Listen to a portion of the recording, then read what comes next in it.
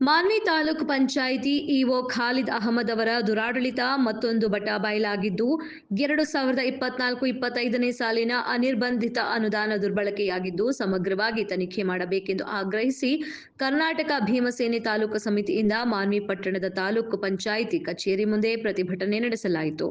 ರಾಯಚೂರು ಜಿಲ್ಲೆಯ ಮಾನ್ವಿ ತಾಲೂಕು ಪಂಚಾಯಿತಿ ಇಒ ಖಾಲಿದ್ ಅಹಮದ್ ಅವರು ಸರ್ಕಾರದ ಅಧಿಕಾರಿಯಾಗಿದ್ದರೂ ಸಹ ಸರ್ಕಾರದ ಅನುದಾನವನ್ನ ಪಾರದರ್ಶಕವಾಗಿ ಹಾಗೂ ಗುಣಮಟ್ಟದಲ್ಲಿ ಕೆಲಸ ಮಾಡದೆ ದುರ್ಬಳಕೆ ಮಾಡಿಕೊಳ್ಳಲಾಗಿದೆ. ಕೂಡಲೇ ಇಒ ಖಾಲಿದ್ ಅಹಮದ್ ಅವರನ್ನು ಅಮಾನತು ಮಾಡಬೇಕು ಎಂದು ಹೋರಾಟಗಾರ ಕಿರಣ್ ಕುಮಾರ್ ತಡಕಲ್ ಆಗ್ರಹಿಸಿದರು.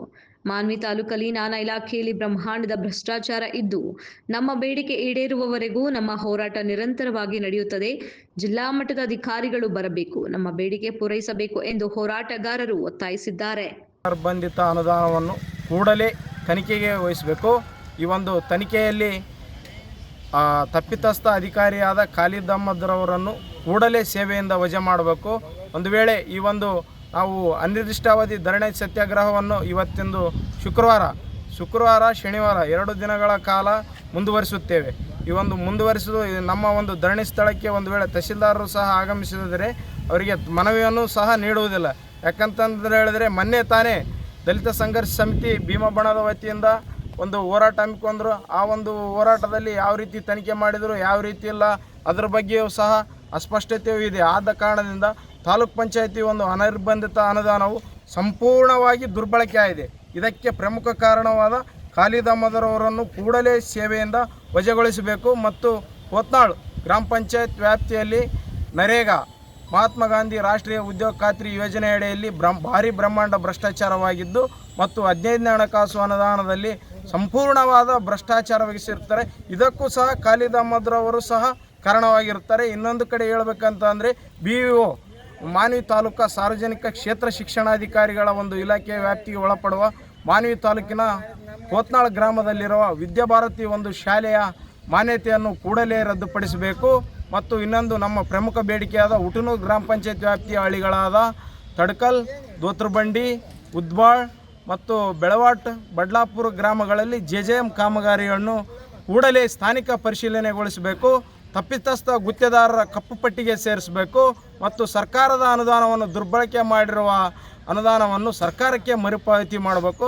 ತದನಂತರ ಪಂಚಾಯತ್ ರಾಜ್ ಇಲಾಖೆ ವತಿಯಿಂದ 5054 ಗ್ರಾಮೀಣ ರಸ್ತೆ ಸೇತುವೆ ಯೋಜನೆ ನಿರ್ವಹಣೆ ಅನುದಾನ ಮತ್ತು ನಮ್ಮ ಹೊಲ ನಮ್ಮ ದಾರಿ ಎಂಬ ನರೇಗಾ ಅಡಿಯಲ್ಲಿ ಶಿವಾಜಿ ಚೌಹಾಣ್ ಅವರು 2023 ಮತ್ತು 24ನೇ ಸಾಲಿನ ಅನುದಾನವನ್ನು ಸಂಪೂರ್ಣವಾಗಿ ಭ್ರಷ್ಟಾಚಾರ ಮಾಡಿರುತ್ತಾರೆ. ಈ ಒಂದು ಅನುದಾನದಲ್ಲಿ ಯಾವುದೇ ಥರದ ಕಾಮಗಾರಿ ಮಾಡದೆ ಅಂಜಾದು ಪತ್ರಿಕೆ ಅನ್ವಯ ಕಾಮಗಾರಿ ಮಾಡಿರುವುದಿಲ್ಲ. ತಮಗಿಷ್ಟ ಬಂದಂತೆ ಕಳಪೆ ಕಾಮಗಾರಿಯನ್ನು ಮಾಡಿ ಸರ್ಕಾರದ ಬೊಕ್ಕಸವನ್ನು ಲೂಟಿ ಮಾಡಿರುತ್ತಾರೆ. ಇಂಥ ಒಂದು ಪಂಚಾಯತ್ ರಾಜ್ ಇಂಜಿನಿಯರಿಂಗ್ ಉಪವಿಭಾಗ ಮಾನ್ವಿ ತಾಲೂಕು ಸಹಾಯಕ ಕಾರ್ಯನಿರ್ವಾಹಕ ಅಭಿಯಂತರರಾದ ಶಿವಾಜಿ ಚೌಹಾಣ್ರವರನ್ನು ಕೂಡಲೇ ಸೇವೆಯಿಂದ ಅಮಾನತು ಮಾಡಬೇಕು. ತದನಂತರ ಇನ್ನೊಂದು ಪ್ರಮುಖವಾದ ಅಂಶ ಏನಪ್ಪ ಅಂತಂತಂದರೆ ಮಾನ್ವಿ ತಾಲೂಕಿನ ಆಹಾರ ನಿರೀಕ್ಷಕರಾದ ದೇವರಾಜ್ರವರನ್ನು ಕೂಡಲೇ ಸೇವೆಯಿಂದ ಅಮಾನತು ಮಾಡಬೇಕು. ಸೊ ತಾಲೂಕು ಪಂಚಾಯತಿ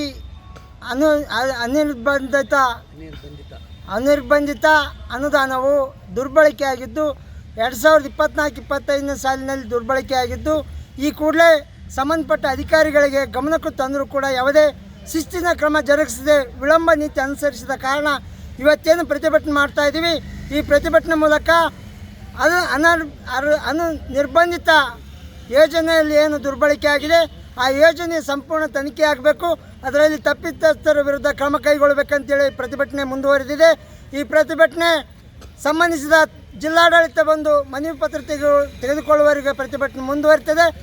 ಈ ಅನುದಾನ ದುರ್ಬಳಕೆಯಲ್ಲಿ ಪಾಲ್ಗೊಂಡಂಥ ಎಲ್ಲ ಅಧಿಕಾರಿ ಮೇಲೆ ಶಿಸ್ತಿನ ಕ್ರಮ ಜರುಗಿಸಬೇಕಂತೇಳಿ ಪ್ರತಿಭಟನೆ ಹೋರಾಟದ ಮೂಲಕ ಎಚ್ಚರಿಸ್ತಾ ಇದ್ದೀವಿ. ಸರ್, ಇದೊಂದೇನೆಂದರೆ ತಾಲೂಕ್ ಪಂಚಾಯತ್ ಅನುದಾನ ಅಂತ ಹೇಳ್ತಾರೆ. ಮತ್ತು ಈಗ ತಾಲೂಕ್ ಪಂಚಾಯತ್ ಇಒ ಖಾಲಿದ್ ಅಹಮದ್ ಅವರು ಯಾವ ರೀತಿ ಜವಾಬ್ದಾರಿ ಇದೆ ಸರ್ ಅವ್ರದ್ದೆಲ್ಲ?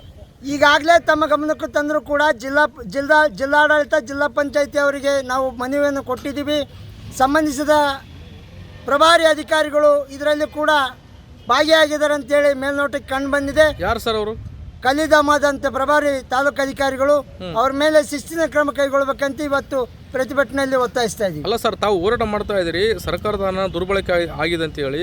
ಈಗ ದುರ್ಬಳಕೆ ಮಾಡಿಕೊಳ್ಳೋದು ಒಂದು ರೀತಿ, ಅಧಿಕಾರಿಗಳು ಯಾವ ರೀತಿಯಲ್ಲಿ ಗುಣಮಟ್ಟದಲ್ಲಿ ಕೆಲಸ ಮಾಡ್ಬೇಕು ಸರ್? ಈಗಾಗಲೇ ಸರ್ಕಾರದ ಹಣ ದುರ್ಬಳಕೆ ಮಾಡಿಕೊಳ್ಳೋದು ಅವರಿಗೆ ಚಟ ಆಗಿದೆ. ಯಾವುದೇ ಮೇಲಾಧಿಕಾರಿಗಳು ಶಿಸ್ತಿನ ಕ್ರಮ ಕೈಗೊಳ್ಳದ ಕಾರಣ ಈ ಅಧಿಕಾರಿಗಳಿಗೆ ಒಂದು ಯಾವುದೋ ಜವಾಬ್ದಾರಿ ಇಲ್ಲದ ಥರ ಹಣವನ್ನು ದುರುಪಯೋಗ ಮಾಡಿಕೊಳ್ಳುವಂಥ ವ್ಯವಸ್ಥೆ ಮಾನ್ವಿ ತಾಲೂಕಿನಾದ್ಯಂತ ನಡೆದಿದೆ. ಅಲ್ಲ ಸರ್, ಸರ್ಕಾರದ ಅಧಿಕಾರಿಗಳು ಈ ರೀತಿ ಮಾಡ್ತಾರೆ, ಅಧಿಕಾರಿಗಳಿಂದಲೇ ಸರ್ಕಾರದ ಅನುದಾನ ಕೊಳ್ಳೆ ಹೊಡಿತಾ ಇದ್ದಾರೆ. ಹಂಗಾದ್ರೆ ಈಗಾಗಲೇ ಸರ್ಕಾರದ ಅನುದಾನ ಸಮರ್ಪಕವಾಗಿ ಜಾರಿ ಆಗ್ತಾ ಇಲ್ಲ, ಜನಸಾಮಾನ್ಯರಿಗೆ ಮುಟ್ತಾ ಇಲ್ಲ ಎಂಬುದು ಇಡೀ ದೇಶಕ್ಕೆ ಗೊತ್ತಿದೆ. ಬಂಧುಗಳು, ಬಸ್ಸಮ್ಮವ್ವ ಬರ್ತಾಳಂದ್ರೆ ಬಡವ ಬಲ್ಲಿದ ಎಲ್ಲೇ ಇದ್ದರು ತಲೆ ಮೇಲಿರುವ ರುವಾಲು ತೆಗೆದು ಅಡ್ಡ ಬೀಳುತ್ತಾ ಸಲಾಮ್ ಹಾಕುತ್ತಾ ರೈತ ಕಾರ್ಮಿಕರ ರಕ್ತವ ಕುಡಿದು ರಾಜಕೀಯ ನಡೆಸಾರೋ ಅಣ್ಣ. ಗಜಲಗಟ್ಟೆಯಲ್ಲಿ 3,000 ಎಕರೆ, ಹಲಬನೂರಿನಲ್ಲಿ 600 ಎಕರೆ, ದಡಸೂರಿನಲ್ಲಿ 900 ಎಕರೆ, ಬಳ್ಳಾರಿಯಲ್ಲಿ ಸ್ಟೀಲ್ ಫ್ಯಾಕ್ಟರಿ, ಹುಣಸಿಗೆಯಲ್ಲಿ ಸಿಮೆಂಟ್ ಫ್ಯಾಕ್ಟರಿ.